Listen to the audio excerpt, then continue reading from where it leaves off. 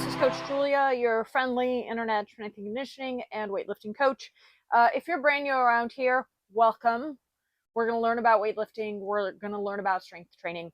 If you haven't already, go ahead and hit that subscribe button. That way, every time new content comes out, you're going to be the first to know. You can even hit that little remind me jingle jingle button. Okay, cool. Without further ado, today we're going to talk about 3 big principles that I want you to keep in mind as you start learning the Olympic lifts, right? If you're a little bit more advanced, you probably know a lot of these theories, maybe not phrased in this way, but this is really geared towards beginners to understand conceptually what's going on in the lifts and to help demystify a lot of the things that might be happening.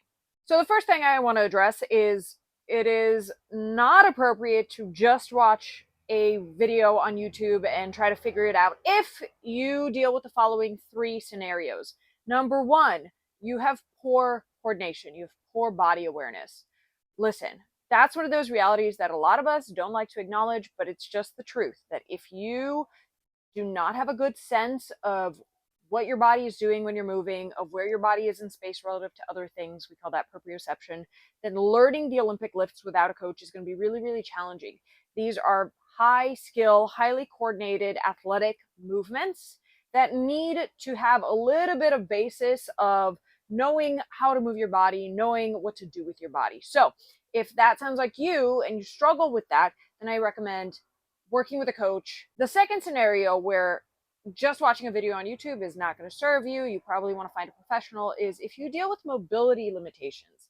A lot of times with beginners, the reason they can't execute the lifts in the way that we want them to is because they just can't get into certain positions, right? Maybe they're limited in their overhead ability, they're struggling to get the bar into a good rack position, they can't hold it there. Maybe they even struggle with balance or stability in the split, going into the split jerk.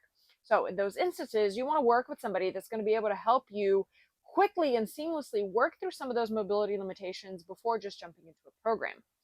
And then lastly, instances where just a simple video on YouTube is not going to serve you is if you have a number of pre-existing bad habits. Let's say you've been doing the Olympic lifts to some capacity for a while, probably in the context of something like CrossFit, and you've learned how to move through a particular framework that's just not yielding results, right? You're hitting plateaus. You can't get to the bottom of your snatch quickly enough, right? Any number of like very common errors that we see from CrossFitters. That's a real instance where having somebody that's going to provide you real-time feedback is going to be most important, because a lot of times your understanding of what a lift should feel like is skewed. And we're going to need immediate feedback in order to reform that framework, right? So every time you do a rep and coach is like, no, stay over the bar more. No, you have to stay more patient. You have to immediately know that that was not the right movement pattern, and we have to place you into the right one. The longer the time delay between the rep and the feedback, the harder it's going to be to undo a lot of those bad habits. If that sounds like you, then I recommend working with a professional. If that's not an option, then I recommend trying to find a beginner appropriate starting point. That's a program and an educational context that's going to help you understand what you should be doing, what you should not be doing, and developing a program that's going to help you progress in a rational way throughout the course of these lifts. So if that sounds like you, that's like something you want to take advantage of, then check out one of the links down below. That's going to introduce you to Weightlifting Foundations. It's just a little baby mini course that I made that's going to help expand on some of the ideas we're going to talk about today. And then if that's something you're keen on, you can check out the program that you can subscribe to from there. The first thing we want to establish in learning the Olympic lifts is going to be what we call the terminal position. That's where the lift ends, right? In the snatch, it's in the overhead squat. In the jerk, it's probably in the split. In the clean, it's going to be in the front squat. That terminal position needs to be locked in, right? We can't have any wiggle room, any lack of stability, any uncertainty about where that lift is going to end. So we're starting our learning of these movements with that, because it's got to be the most fine-tuned, finished type.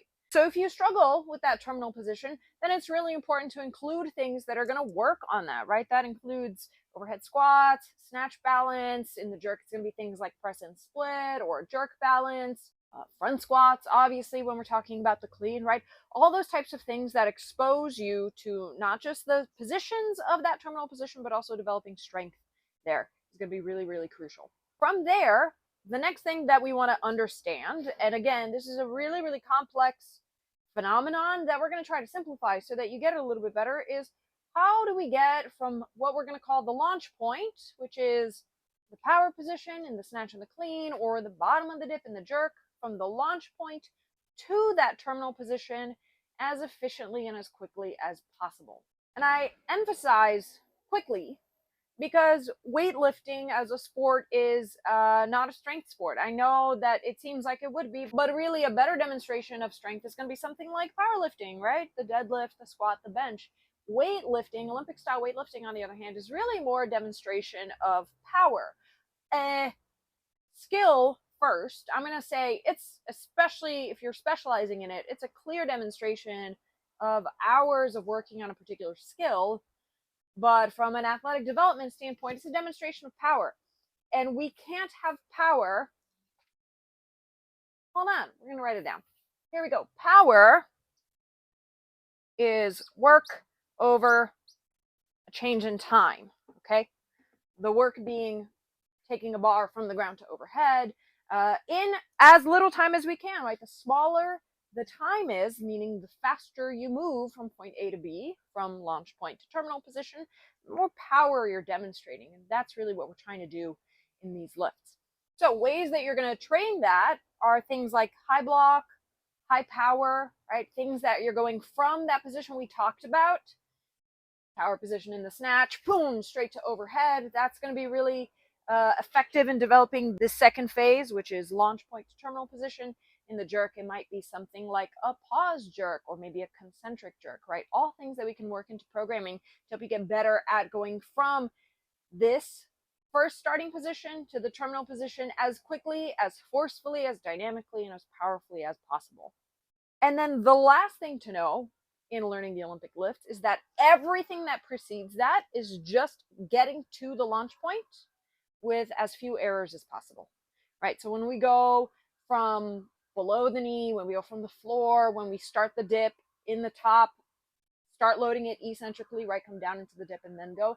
Everything until you get to that launch point is just setup, right? Now, there's going to be variables to think about, including tempo, speed, but most of it is, can you hold a position? Can you move through various positions without making errors and without changing into, let's say, an angle that is less favorable, so that you can get to the correct launch position, which sets you up to get into the correct terminal position. That's it. That's all conceptually you need to know is we need a really good final spot to land in. We need to be really good and fast and powerful at transitioning from where we're going to launch this object, this projectile in the air, to receiving it. And then anything lower than that is just setup, right? It's just a runway. We're just making sure that we're going to the right point of exit. So any cue that you get from a coach probably fits into one of these categories. Maybe they're going to talk about arm position overhead, how to create more stability in the terminal position, in the receiving position, right? Maybe they're going to talk about finishing with your legs more so that we get from launch point to terminal position more efficiently. Again, it's the transition phase that we're really working on. Maybe they're going to talk about getting your knees back out of the way, staying over the bar, staying a little bit more patient. All of that is just getting to the launch point, okay? So anything that you might work on as an athlete probably is going to fit into one of those three areas, whether it's an angular situation, whether it's creating enough tension so that you get to those positions without losing tension, without becoming less efficient. All of that is going to be right there. That's a wrap. That's all I have for you today. So if you have questions, please leave them in the comments. I'm happy to talk about this kind of stuff. If you want to learn more about Weightlifting Foundations and the subsequent program that comes with that, click that link down below. You'll learn a lot, I promise. That's a wrap. Don't forget, if you are one of these three potential scenarios, talk to somebody, hire a professional. There's lots of really great vetted weightlifting coaches out there. Don't just listen to anybody on the internet. Except me. Listen to me on the internet. Okay, please hit that subscribe button and I'll see you next time.